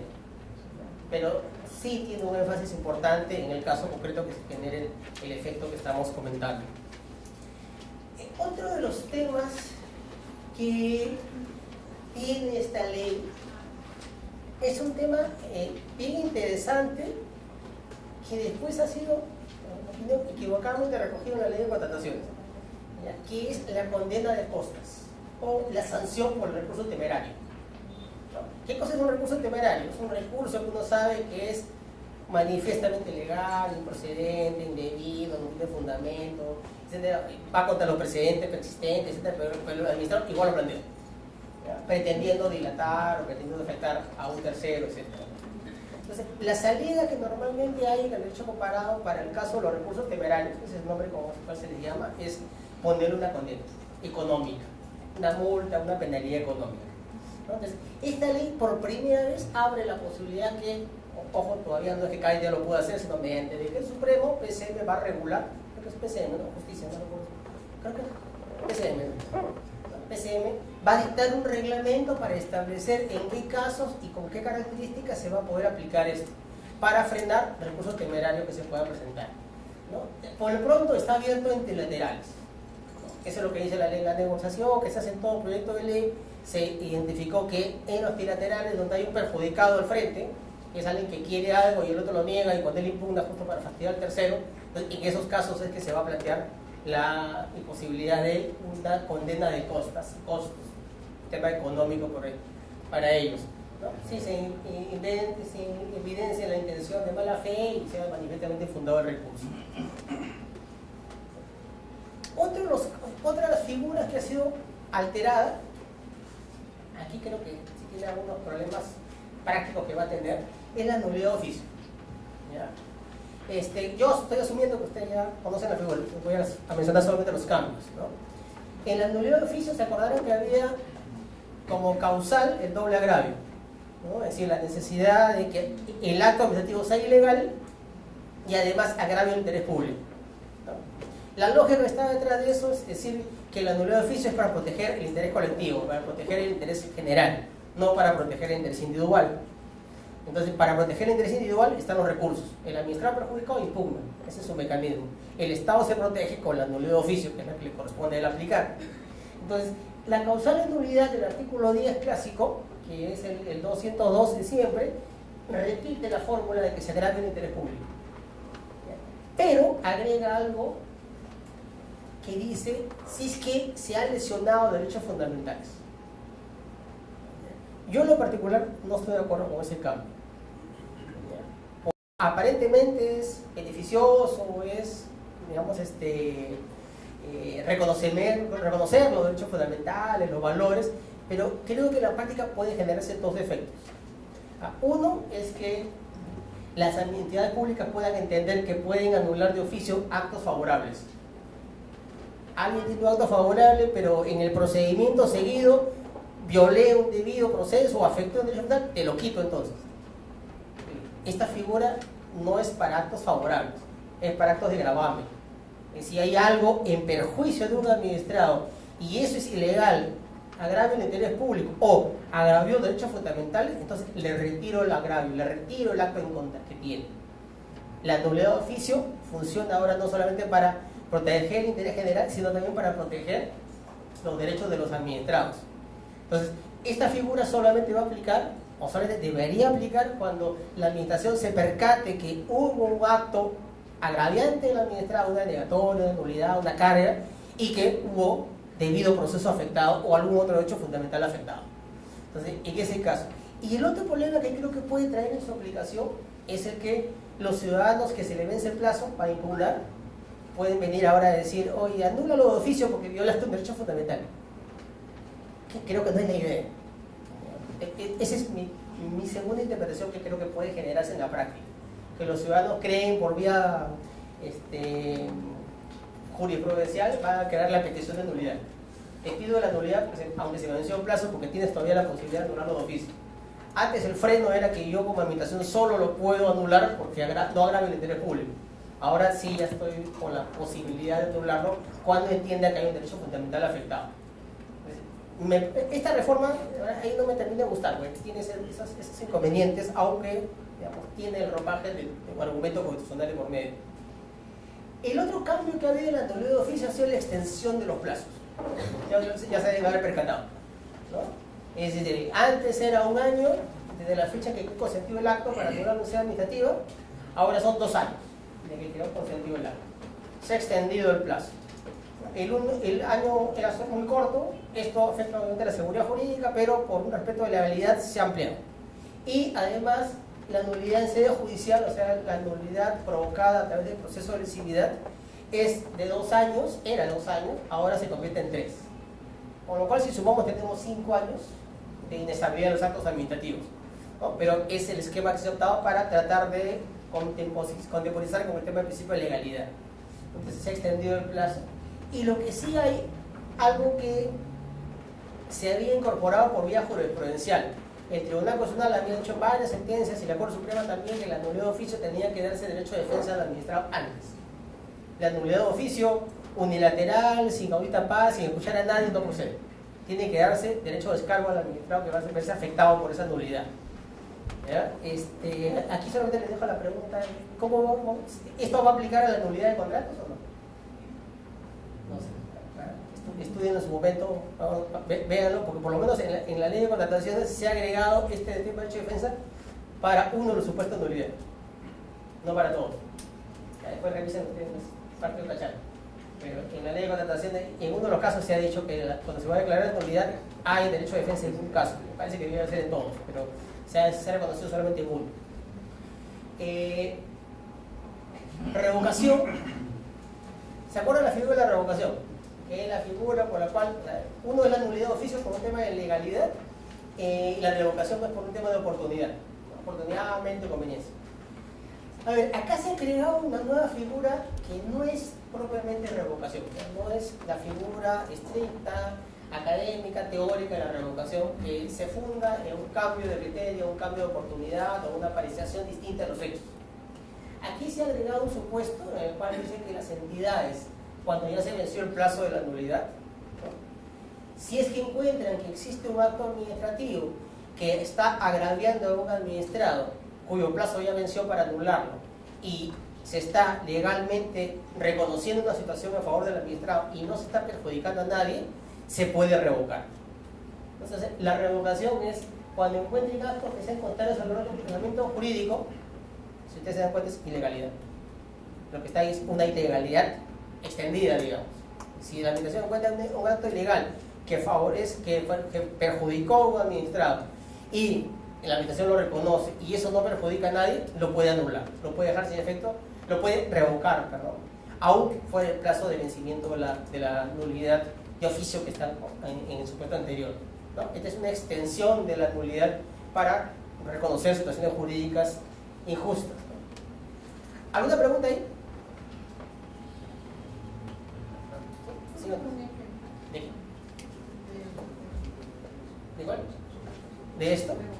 A ver, este es un caso, los ejemplos típicos que sean son las sanciones. Las sanciones. En el tribunal no he visto que se den, no sé, pero hay entidades públicas igual han sancionado a un administrado, lo han multado, ya pasaron 4 años y la administración recibe identifica que en efecto no era por su culpa, él no lo había hecho, había sido un tercero. Y ¿cuál es el problema que tenía la administración? Ya no lo puedo anular porque ya quedó firme y no lo llevaste a ser contencioso. Eso no es límite ahora. Si la administración encuentra que ese acto administrativo, asumiendo una multa que no era real, la conducta no se cometió, la administración puede ahora revocar. Dejo sin efecto ese acto en función de esto, favoreciendo al administrado, o sea, volviendo a la situación que correspondía. Si esto obviamente no favorece a nadie, no estoy perjudicando a nadie con esto, estoy restableciendo la legalidad. Si fuera multa, le quedo con la multa, ¿no? Claro.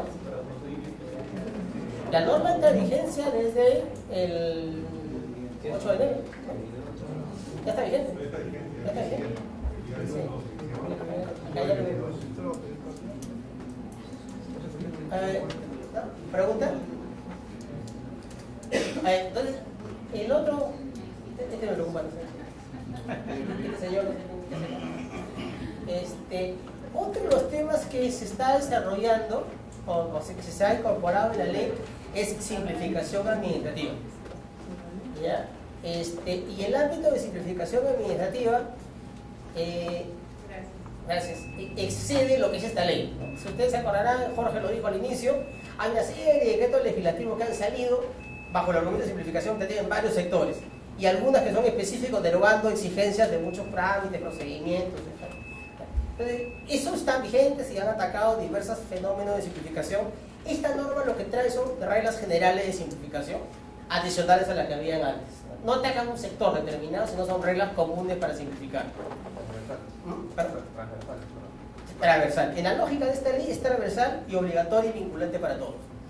Entonces, pues, ¿qué pensemos acá? Pensemos por área, pensemos en registros, pensemos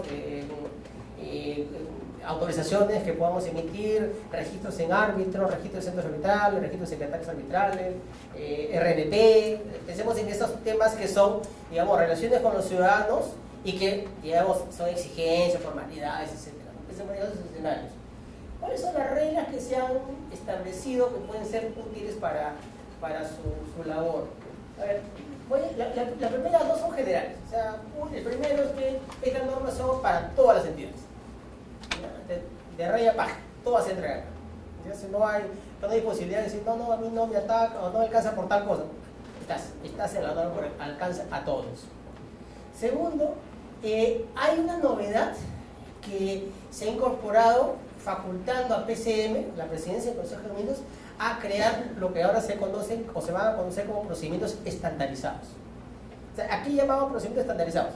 Son aquellos procedimientos que son comunes a varias entidades, pero que hasta la fecha cada entidad lo maneja como procedimiento individual propio de sí mismo, pero que tienen un rasgo común en determinados mercados o determinadas áreas de trabajo. Antes de que existiera esto, por ejemplo, las municipalidades todas tienen licencia de funcionamiento o permiso de obra, ¿no es cierto? Entonces, ¿qué es lo que se tuvo que hacer para tratar de uniformizar? Sacar una ley de licencia de funcionamiento, sacar una ley de permisos de construcción o licencia de fábrica para poder unificarlas. Entonces, ahora, ya no es necesario ir a una ley del Congreso para unificar procedimientos. Ahora se va a utilizar el concepto de procedimientos estandarizados. Es decir, PCM va a identificar acá hay 4 entidades que tienen un procedimiento común, lo estandarizo. ¿Qué significa estandarizar? Que lo voy a dar y para ser previsible le voy a poner los mismos plazos, los mismos trámites, los mismos costos, los mismos requisitos, lo estandarizo. Entonces, esto es un tema que ahora PCM va a trabajar.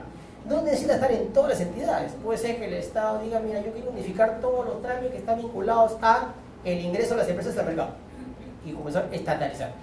Entonces, este es un tema que PCM va a comenzar a trabajar y va a anunciar, y esto va a identificar tupas comunes, va a identificar regulaciones comunes para que no haya, digamos, diferencias entre entidades.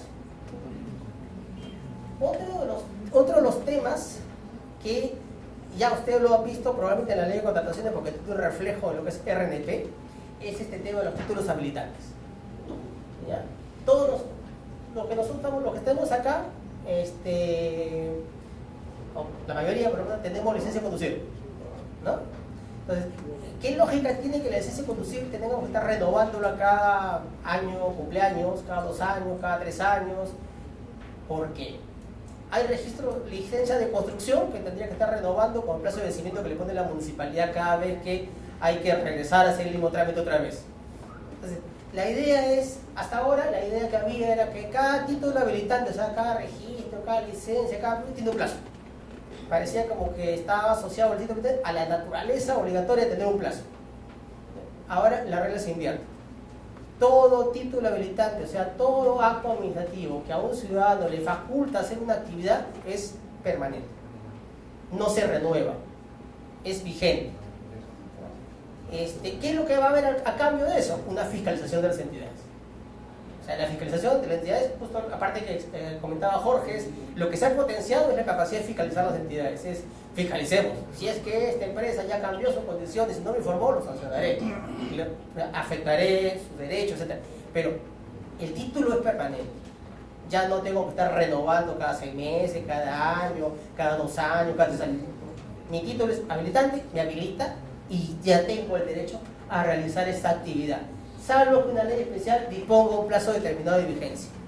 Entonces, esto tiene que ser una ley. En el caso que he visto de la ley de contrataciones para el RNP, digamos, esta regla se ha aplicado, se ha hecho, los ritos de frente al proveedor son permanentes. ¿No? Creo que no sé exactamente la palabra que utiliza, pero indeterminado. Es la misma idea. Son indeterminados.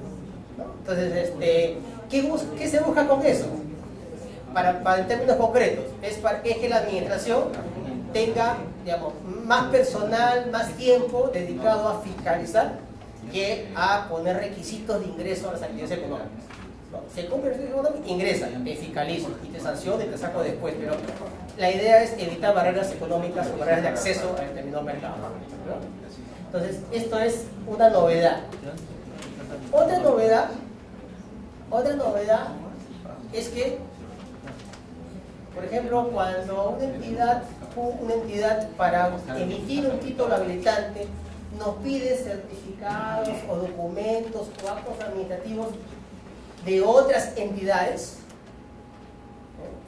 esa entidad que evalúa no puede desconocer, no puede afectar, no puede poner en duda el acto administrativo, la declaración o la certificación que ha emitido otra entidad estatal. ¿Qué es lo que pasaba? Uno iba a una municipalidad y llevaba el estudio de impacto ambiental de OEFA. Y la municipalidad decía, no, este estudio ambiental está mal hecho, no me parece, debe estar equivocado. Este funcionario no es el competente, tengo dudas sobre la vigencia, no, tráeme otra certificación. O tráeme tu documento, no, está tan nulo, no te hago caso.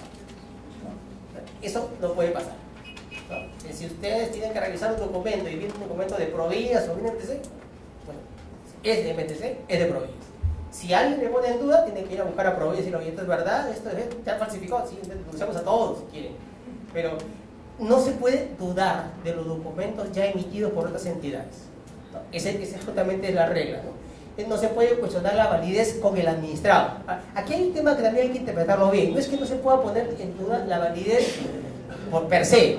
Si yo tengo duda razonable, lo que tengo que hacer es internamente entre entidades públicas cruzar información, descartar o dejarlo sin efecto y pedirle a la entidad que lo deje sin efecto si fuera el caso. O en todo caso, si me dice este es falsificado, bueno, denunciamos todos juntos. Pero no puede entrar a cuestionar la validez, la competencia, el tiempo, la forma, como lo hicieron. Existe el acto administrativo. ¿Ah? Hay una serie de medidas sobre potenciar a PCM, sobre regular lo que son los procedimientos administrativos, emitir opiniones, establecer criterios para costos de procedimiento, establecer el carácter obligatorio de los procedimientos sujetos a aprobación automática. Estos son temas que van a tener que coordinarse con PCM. Acá hay otra medida que sí es interesante también para los que manejan registros. ¿Ya? A ver, ¿qué podría pasar? Vuelvo al tema de licencia de conducir para que sea más común a todos y más fácil de entender. Yo tengo una licencia de conducir que se vence, pongamos, el 30 de enero. Yo inicio mi trámite el 15 de enero. La entidad pública se demora hasta marzo en programar. ¿Qué me pasaba a mí a partir del 1 de febrero hasta marzo? Me quedaba sin título habilitante, perjudicado, ¿cierto? Entonces, eso ya no va a pasar. Lo que dice la norma es, si el ciudadano o la persona jurídica empieza su trámite de renovación de un título, acuérdense que la regla anterior es que no hay renovaciones. O sea, pero si hubiera una ley que dice, esto es cada 6 meses, cada año, perfecto, esa ley lo dice.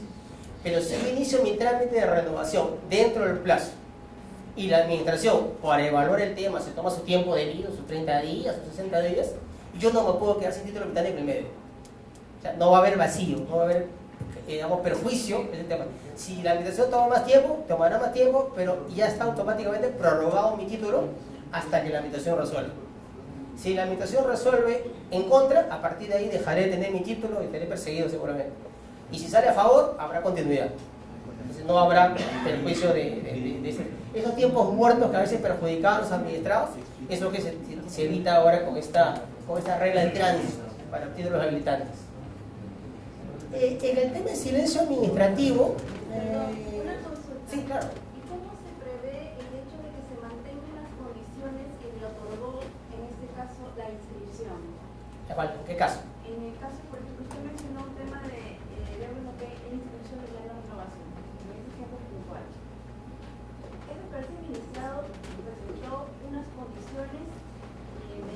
las cumplió, tuvo la inscripción. Entonces, ¿cómo se garantiza que en el tiempo mantenga las mismas condiciones que le dieron la prioridad de inscripción?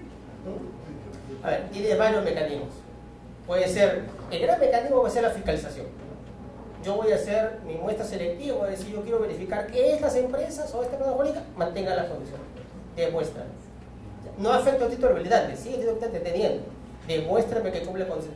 Cuando la parte que expuso Jorge, ¿se acuerdan? Se ha potenciado la facultad de fiscalización. Se le da facultades, plazos, mecanismos, instrumentos. Entonces, ese es el mecanismo. Si nosotros tenemos dudas, fiscalizamos. Si el administrado no se atiende a la fiscalización, se le multará, se le sancionará, se le podrá hasta denunciar. Pero digamos, el tema es, ante la duda, digamos, la idea es que no se genere todo un sistema, digamos, universal, para que todos tengan que renovar títulos habilitantes por la duda de que estarán o no estarán con las condiciones originales. Tenemos que fiscalizar. Podemos pedirle declaraciones de juradas, podemos ponerle fiscalizaciones en tiempo real, si quieren, por internet, intranet, que mande información. Pero digamos, ese tema es para fiscalizar la duda. Pero sigue siendo en base a una muestra. Sí, claro. Si hay más personal para hacer al 100%, se hará al 100%. La idea, para ponerlo en el centro, el objetivo es, si antes lo que hacíamos era, no para hablar de ninguna actividad en particular, sino si antes lo que hacíamos era que ninguna persona pueda construir hasta que todos no me demuestren que tenían todas las condiciones, ahora lo que decís, no, construyan y yo lo fiscalizo. Y si está back to plan, no te sanciono, te fiscalizo, te hago más responsable.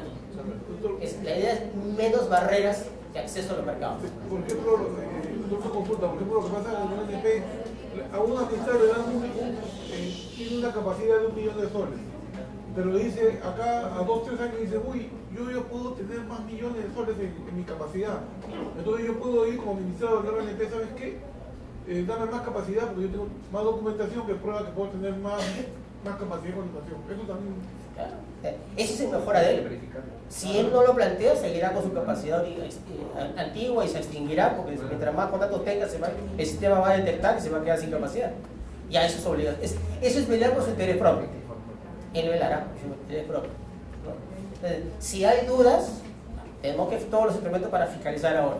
Ese es el mecanismo que se utiliza ahora. Doctor, otra preguntita. En el caso contable, por ejemplo, hay muchas... nosotros en una época hicimos fiscalizar la parte contable, ¿no? Y había restricciones por la parte, porque es que hay reserva tributaria y todo esto, y nos decían, no, ustedes no son una entidad, no pueden preguntarnos sobre la parte contable porque la entidad que haga es la ciudad. Y en esa época también esas restricciones. Secreto. A ver, no le veo ningún pie ni cabeza a ese argumento que te están planteando. A ver, una cosa es que yo te pida tus estados financieros, eso no es reserva tributaria, eso no es secreto tributario. En la ley, en el Código Tributario está específicamente establecido cuál es la reserva tributaria y mi estado financiero no lo es. Es más, hay empresas que tienen que reportar estados financieros todos los años a la ex-CONACEP, o algunos inclusive lo tienen publicado en su página web. No es limitación. Sí lo puedo refutar ese tema. El estado financiero sí es un tema de reserva tributaria. ¿Sí? Sí, la CONACEP están obligados, todas las empresas que estén con la CEP están obligados a publicar porque son botes de valores. ¿Sí? Hay casos en los cuales tal vez el de reducir vallas genere riesgos y que genere, digamos, el reducir vallas, el control filtre o no filtre de empresas que de alguna manera, como se escuchó, no reúne las condiciones en un inicio, ¿no? Y que de repente haga uso de la capacidad de comunicación y después se detecte con la fiscalización, pero ya está hecho el tema de que haber uso de la máquina.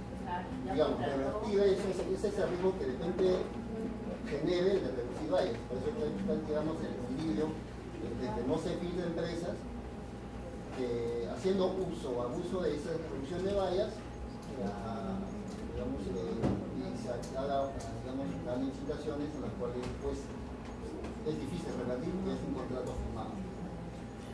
Ahí hay que ver, bueno, en nuestra opinión, el estado financiero no es un tema de secreto bancario. Ahora, y secreto tributario tampoco.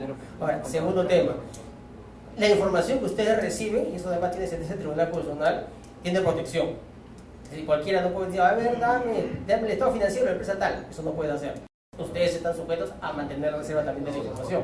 Solamente de eso, no de todas. Ahora, segundo tema, el tema de los riesgos. Eso sí es claro. En todo el sector público estas normas están hablando de riesgos.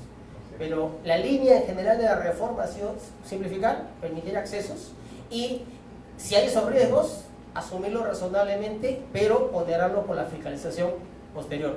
La idea no es poner traba a la entrada, es fiscalizar.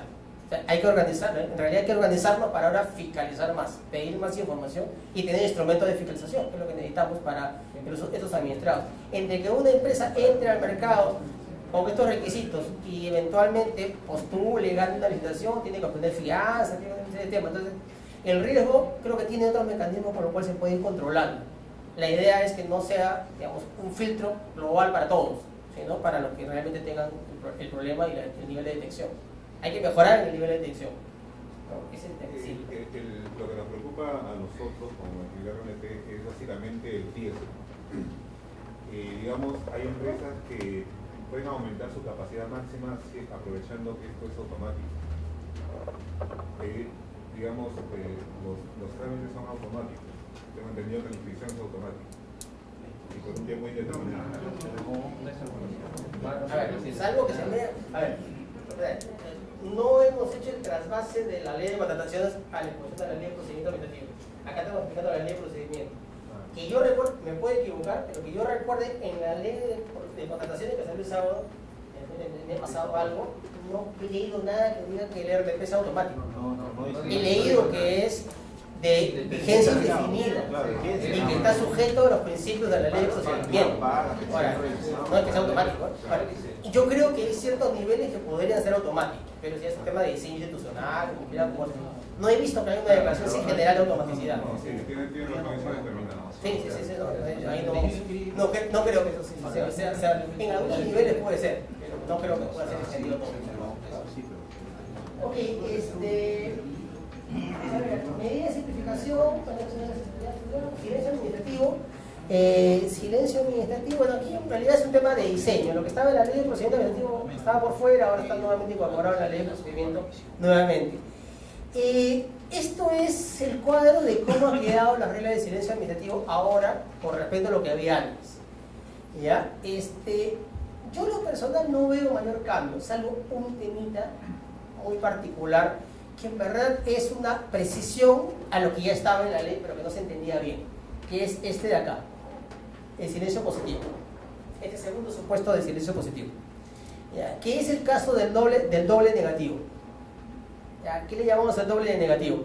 Si un ciudadano inicia un procedimiento y ese procedimiento está calificado como silencio negativo, ¿ya? El ciudadano lo presenta, en efecto, no se resuelve, silencio negativo. ¿Qué es lo que hace el ciudadano? Apela, va a o reconsidera la segunda instancia. ¿Ya? En esa segunda instancia ya no puede haber negativo. O sea, el que la habitación todas veces no responda dentro de los 30 y 60 días que normalmente tiene para resolver, eso tiene una penalización ahora. ¿Y qué es la penalización? Que se convierte en positivo. Favorable al administrador.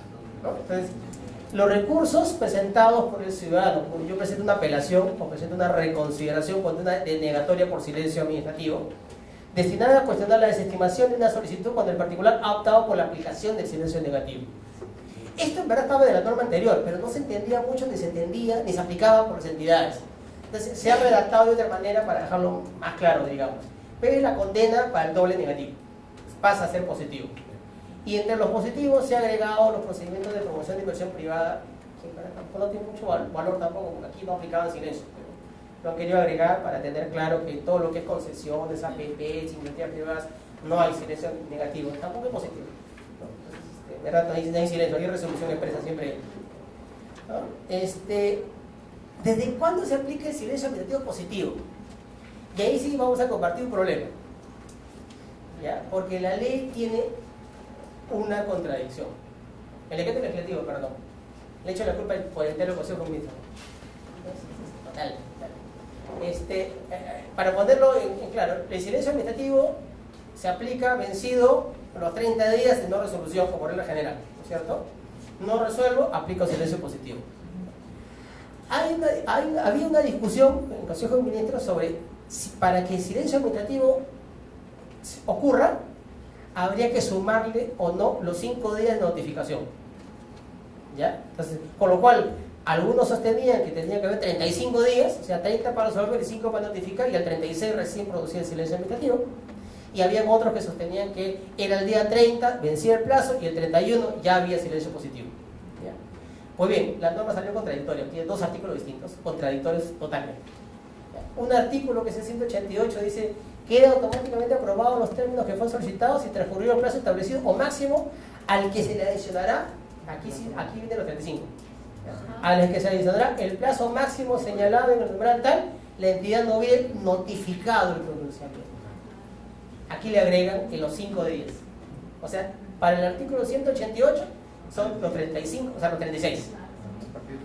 Para el 33A dice: en los procedimientos administrativos sujetos a silencio positivo, la petición del administrado se considera aprobada si, vencido el plazo establecido o un máximo para pronunciarse, la administración no hubiera notificado el pronunciamiento correspondiente. En uno hay 5, en otro hay 31. Entonces, supongo que en el texto único ordenado algo tendrá que hacerse para ver qué magia se hace para entender esto. Porque como comprenderán, va a generar algún problema de aplicación en los silencios positivos. La idea, como conversamos con Jorge, creo que la idea al final va a ser que va a prevalecer la idea de los 30 más 5. No me termine de gustar la idea, pero ya está, ¿no? Ahora, 30 más 5 no significa que resuelvo el día 34 y le pongo fecha del 29, ¿no? Sino que resuelvo el 30 y tengo 5 días para notificar, ¿no? Esa es la regla. Entonces, esa es una contradicción que tiene la norma y creo que hasta ahora la única que le he encontrado, con la premura del Consejo de Ministros, ¿no? Entonces, y en el tema de notificación, que este tema en verdad creo que no es muy, digamos, problemático en OCE, porque tenemos el sistema de SEACE. Entonces, con el sistema de SEACE tiene un régimen propio, especial, particular de notificación. Pero si hay notificaciones en algún lado que no están en el SEACE, arbitraje supongo que de repente, ¿no? RNP también tiene algunos que no son arbitraje. Entonces, si hay algunos procedimientos que no van al SEACE, o sea, no se notifican por SEACE, aquí sí hay que tener cuidado con estos temas de notificación, ¿ya? A ver, hay una figura que ya estaba en la ley anterior, que era la notificación electrónica, ¿no? ¿Cuál es la notificación electrónica? Es aquella que se produce al correo de los administrados, ¿no? Entonces, en este tema de la notificación electrónica, cuando el ciudadano autoriza el uso de un correo para que le notifiquen, el eterno problema de discusión ha sido cuándo se entiende por notificado. Si cuando le envié, cuando lo recibí, cuando me dio la constancia de recibo, ¿no? Y cada entidad ha puesto reglas distintas, ¿no? En esa misma línea de regularizar todo, de unificar, esta ley ha puesto una regla, ha dicho: cuando hay esta notificación a través de correo electrónico, se entiende válidamente realizada cuando la entidad reciba la respuesta del correo, de la recepción de la dirección electrónica señalada por el administrado. No con el envío, no con la recepción, sino cuando la entidad recibe la notificación, o sea, el cargo del envío por correo electrónico. Ustedes envían a un amigo correo electrónico y le manda el mensaje: ya lo leyó, ya lo abrió. Ese es el mensaje que habría que tener para poder tener conciencia de que esta notificación se produjo. ¿Ya? ¿Y qué pasa si no se recibe eso? Entonces, lo que dice la ley para todas las entidades es que si en el plazo máximo de 2 días no se ha recibido ese cargo de notificación, entonces se tiene que utilizar la notificación personal. O sea, realizamos la notificación original que debió haber sido. No es una salida, digamos, perfecta, pero ahí lo que tienen que tener en cuenta es que las entidades públicas tenemos entidades muy modernas, tipo reguladores, ustedes, SBS, y tenemos municipalidades distritales muy alejadas que tendrían que aplicar la misma regla para todo. Entonces, se ha tomado un estándar, digamos, promedio. Este es el piso mínimo que puede haber para notificaciones electrónicas, pensando en todas las entidades. El otro es la notificación en casilla electrónica de la entidad. Hay entidades que tienen casillas electrónicas propias que le asignan a los administrados. Se hace, ¿no? Es la notificación en la cual yo pongo un sistema y notifico a la casilla que el administrador tiene en mi sistema. ¿Ya? Entonces, aquí se ha establecido una regla que dice que se entiende válidamente realizada cuando la entidad ingresa el mensaje en la casilla electrónica. Aquí se tiene por la notificación realizada cuando se ingresa el mensaje en la bandeja del administrado, no cuando lo recibe, no cuando da la conformidad de lectura o lo lee, no, es cuando lo envié. ¿Ya? Se parece al RLCA justamente con el envío. Con el envío está realizada la notificación. ¿Ya? Lo que sí cambia con la RLCA es que se tiene por producida la notificación ese día, pero el cómputo de plazo no es el mismo día, es al día siguiente. ¿Ya? Entonces, acuérdense que se diferencia entre la fecha de notificación y la fecha de vigencia del acto. ¿No? En el SEACE la fecha de notificación es la misma fecha de vigencia, y ahí se computan los plazos.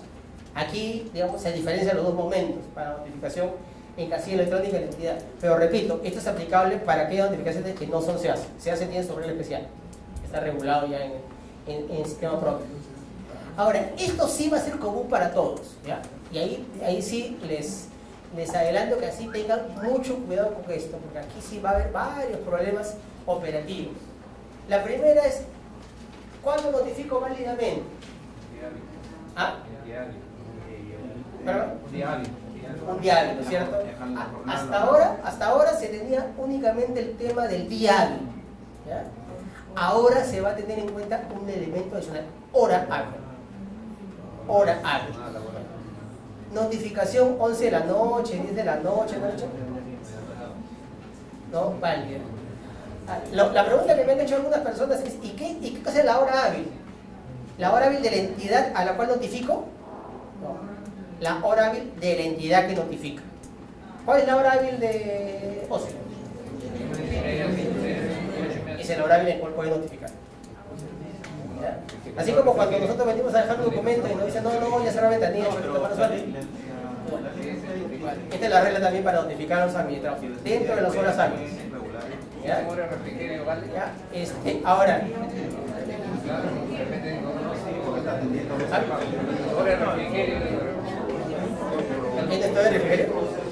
en nuestra hora hábil se reflejan las horas hábiles de ellos ahora.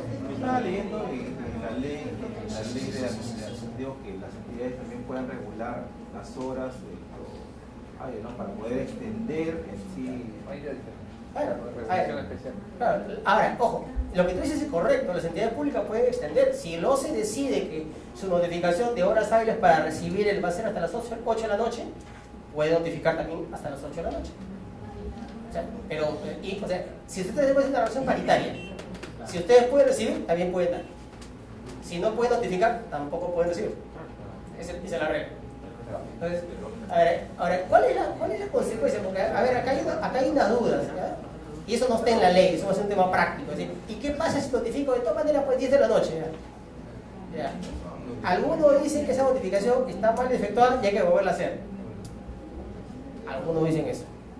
Para mí, simplemente que se computa como realizada el día siguiente. Pero, a ver, hay personas y personas. Hay algunos que opinan, no, tiene que notificar otra vez con esta notificación que es ineficaz. Yo he visto que notifican el sábado. Ni feriados. Con la notificación No, a ver, eso ya estaba prohibido por la ley anterior. La ley hablaba de días hábiles. Ahora te habla de horas hábiles. ¿Ya? Entonces, hay una salvedad que no aplica a OCE, pero igual les planteo. ¿Cuáles son las salvedades? Actividades que son permanentes, continuas, constantemente. La actividad policial, por ejemplo. Al policía no le puede decir, no me puedes notificar la papeleta de la madrugada. Es permanente. Aduanas, por ejemplo. Usted pasa por aduanas, está permanentemente trabajando. Entonces, ellos sí pueden notificar todo el día. Ahí no hay problema. El segundo tema que sí va a tener problemas, aquí le pido al tribunal que chequee el tema es el tema de notificación conjunta. ¿Ya? ¿Cuál es el problema que se detectó y que ahora la ley trata de corregir? Es que muchas entidades notifican la resolución y los anexos, bien gracias, anda a buscarlos. Oye, acá se menciona 5 informes, ¿dónde están? Pide tu cita de 3 días para revisarlo, ya perdiste los 10 días para defenderlo. ¿Ya? O la entidad te dice, no, yo no lo tengo, anda a buscarlo, porque es un informe de la oficina tal que está en otra entidad. Oye, yo tengo que tener todo el expediente. Entonces, la notificación ahora es conjunta y esto sí sería un tema de invalidez de la notificación. Si a nosotros nos notifican la resolución, y no hay acompañados que se citan en esa resolución se tiene por no realizar, mal realizada. Se tiene que presentar completa, con todos los documentos que se citan. Igual que nosotros somos funcionarios públicos y el órgano de control nos dice acá, descarga, acá está la notificación, y no hay ningún anexo, y ustedes tienen derecho a pedir, ahorita el anexo que puede descargar, es lo mismo. La notificación es conjunta, con todos los documentos que están citados en el acto administrativo necesarios para entender. Entonces, en caso de que se utilicen informe, dictamen, documentos, antecedentes, todo tiene que ir anexo para poder ser notificado y entender, ¿no?, de qué se trata. Y lo último, que es el tema que habíamos conversado, bueno, esto está en la ley vigente anterior también, y se repite, pero con un poquito más de precisión, es que hay un orden de apelación entre las notificaciones. Primero notificación personal, después notificación por medios electrónicos y al final la publicación. La publicación es residual, se hace cuando ya no hay otro mecanismo para notificar. Entonces, cuando ya no le cuento, no lo ubico, se resiste, ya publica. Sí.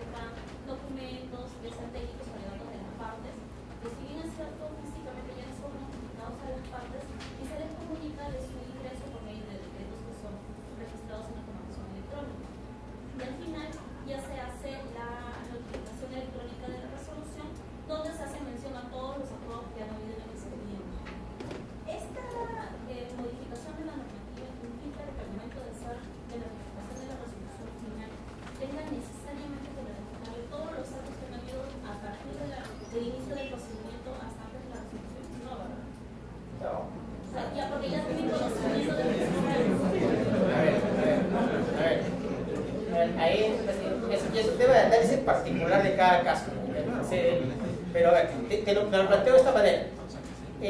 Lo que quiere la norma es que el administrado no entre en indefensión, o sea, no puede él recibir una resolución que no puede entender. ¿Y cuál es el caso que no puede entender? Porque esa resolución dice de conformidad con el informe tal y el informe no lo conoce. Visto el dictamen tal, no es el dictamen. O el documento tal que se rebate con el informe tal que no está. Eso tiene que dárselo al ciudadano. Si esos documentos están en el expediente y han sido de acceso, ya no tiene que notificarlo, ya accedió por ahí. Pero si algo nuevo aparece, por ejemplo, a ver, por un poco de experiencia que hay en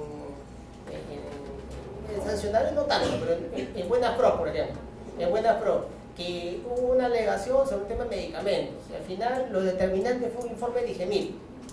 El informe de IGEMIL tiene que estar apuesta a la parte para que lo puedan rebatir, evaluar. No puede ser que el tribunal saque la resolución, ya está resuelto en función del informe de IGEMIL y nadie supo ese informe de IGEMIL, nadie lo vio. O lo puse la noche anterior en el SEAS. Eso no se puede. Por ejemplo, esos casos son muy comunes.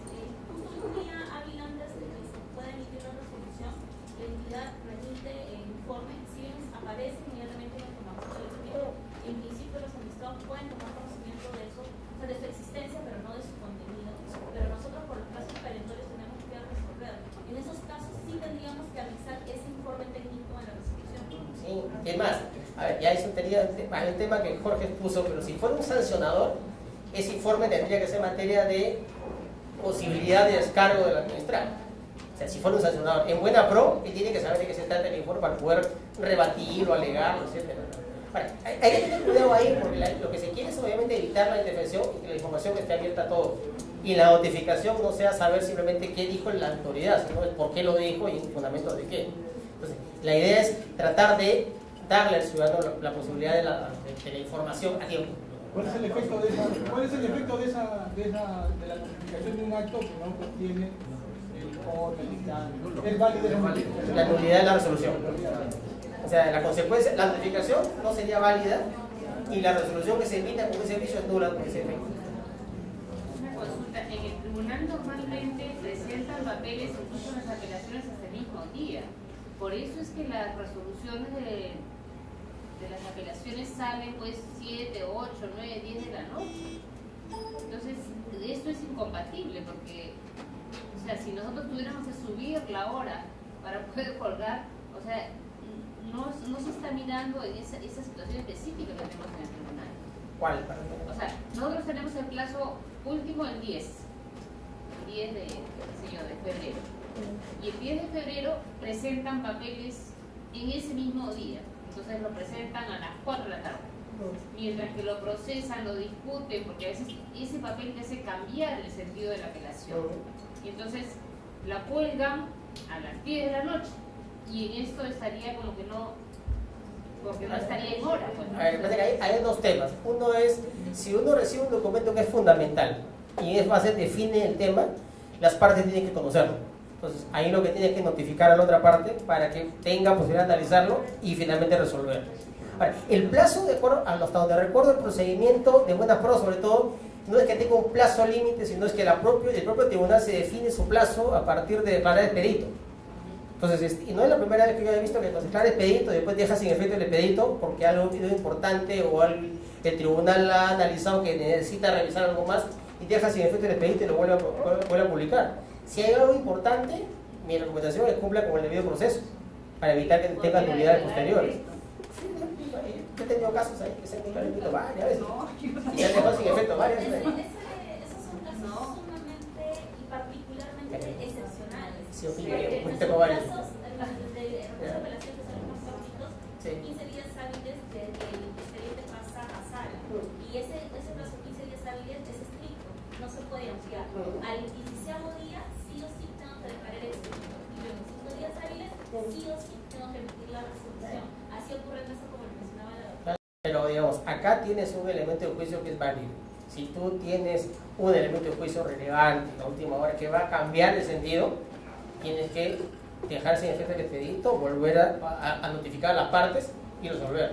Es más, algunas entidades inclusive, y además en el Poder Judicial sucede esto, que cuando el tema está en trascendental, inclusive citan algún informe oral. Eso quieren hacer contradictorio, quieren ver qué opinan las partes sobre ese tema. Aquí lo que hay que cuidar siempre es la legalidad de la resolución, más que la seriedad del plazo. Si tenemos algo que nos cambie el criterio, tratemos de adecuarnos a eso. Para nada, al contrario, más bien, si no cumple con esto va a tener responsabilidad, porque si, oye, ¿por qué resolvieron? Claro, la otra parte va, claro, no, la otra parte se va a poder quejar y decir, señor, me sorprendieron. Yo estaba litigando bajo un esquema y ahora me sacaron un documento que no le he visto y me resolvieron una contra. Ese puede ser, ahora con la norma, puede ser un tema de responsabilidad. Además pueden ser favorecimientos, las novelas que pueden grabar también algunos colegas. Entonces, por ahí hay que tener cuidado en eso.